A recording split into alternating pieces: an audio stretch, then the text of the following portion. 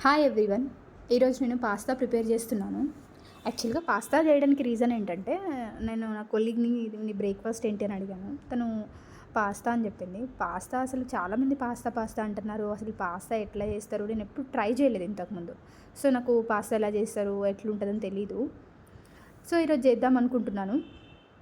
Pasta ఎందుకు prefer చేయలేదంటే, నేను ఇంతకుముందు ఎక్కువ మైదాతో ఉంటుందన్న ఉద్దేశంతో నేను పాస్తాని ప్రిఫర్ చేయలేదు. నేను మైదాకు సంబంధించిన ఏదైనా నాకు ఎక్కువ ఇష్టం ఉండదు, చేయడానికి ఇష్టం ఉండదు. మైదా చాలా డేంజర్ అని.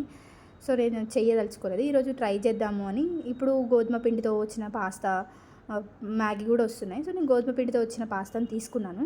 దాన్ని ట్రై చేద్దామని చూస్తున్నాను. సాస్లు ఏమి కూడా లేవు నా దగ్గర. బట్ ట్రై చేద్దాము, ఎలా వస్తుందో చూస్తాను. నార్మల్గా టమాటా ప్యూరీని వేసి ట్రై చేస్తాను. చూద్దాం ఇప్పుడు ఎలా వస్తుంది అనేది.